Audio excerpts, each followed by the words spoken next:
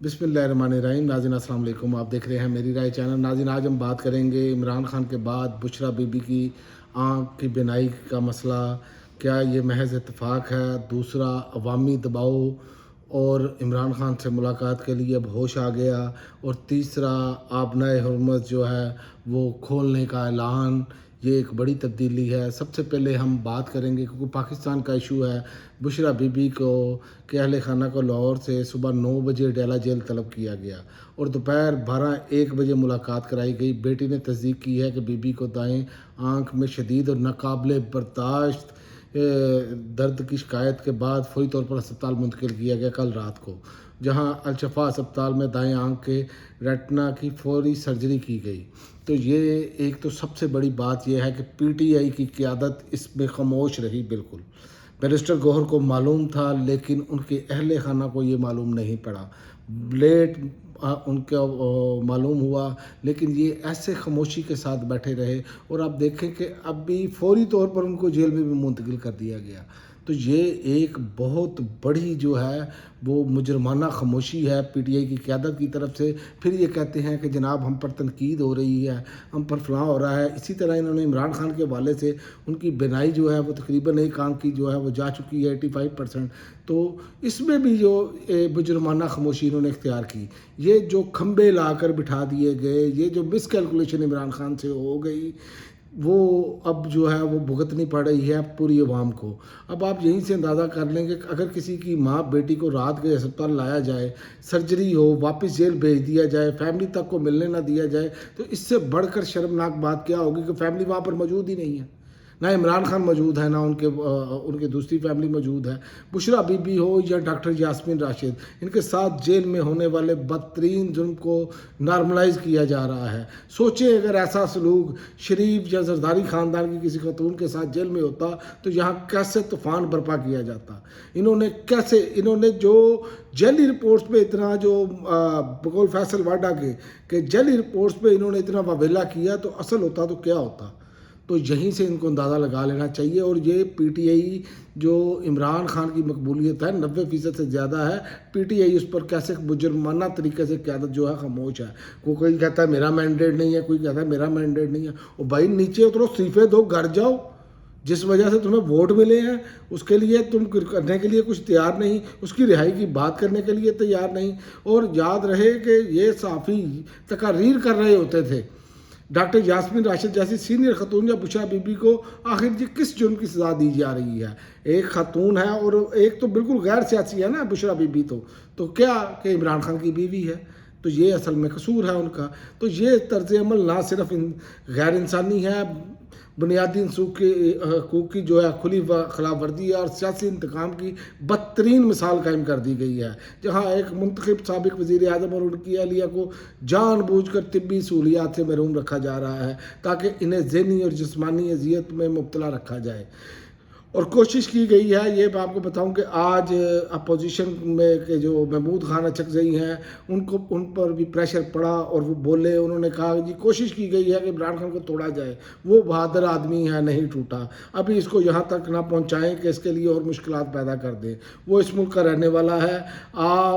मैं आपसे कहता हूं कि आप इस पार्लियामेंट को सारे लोगों के सामने कि आप अल्लामा नासिर और हमें भेजें डेलीगेशन। हम इस शरीफ आदमी से मिलेंगे। जेल में जिन बातों पे कोई उनको राज़ी ना कर सका, हमें यकीन है हम उनको राज़ी कर लेंगे।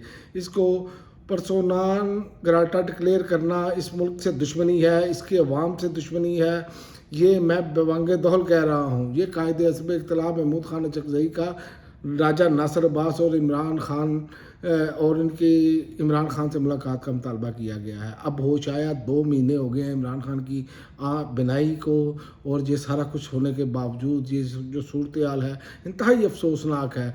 जो हमारी जो सियासी क़यादत है अपोजिशन की, इन्होंने बिल्कुल मायूस किया है। वहाँ पर झूठ को सच साबित करके दिखाया जाता है।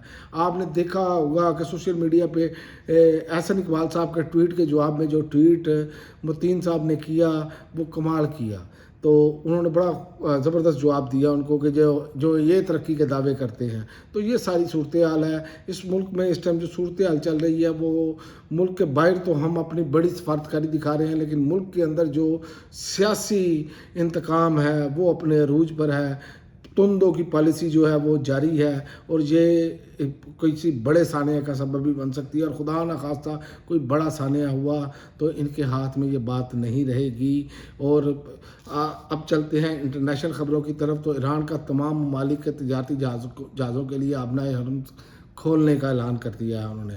عالمی خبر رساں ادارے کے مطابق ایرانی وزیر خارجہ نے اس بات کا اعلان اپنے سوشل میڈیا اکاؤنٹ پر ایک پوسٹ میں کیا، جس میں کہا گیا ہے کہ جنگ بندی کی بقیہ مدت کے دوران تمام کمرشل بحری جہاز ایران کی جانب سے مقرر کردہ مربوط روٹ کے ذریعے گزر سکیں گے.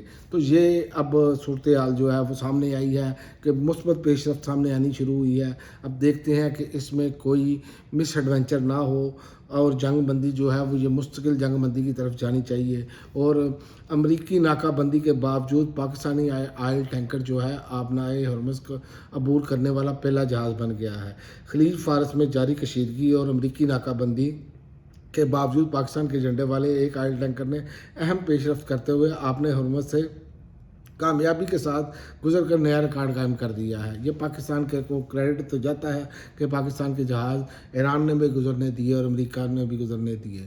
اور دوسرا، لبنان کے حوالے سے جو جنگ بندی ہے اس پر تہران میں جشن منایا گیا ہے. اسرائیلی جنگ بندی بیروت میں جشن اور فائرنگ اور تہران میں نعروں سے گونج اٹھے. تو یہ ان کے لیے ایک خوشی تھی کہ یہ جو اسرائیل جو ہے وہ ٹوٹ پڑا تھا، اب وہ جو رکا ہے یہ ایران کا ایک دباؤ ہے. ایران کی یہ شرط تھی کہ یہ لازمی ہونا چاہیے، تو اس میں ایران کافی حد تک کامیاب نظر آیا ہے.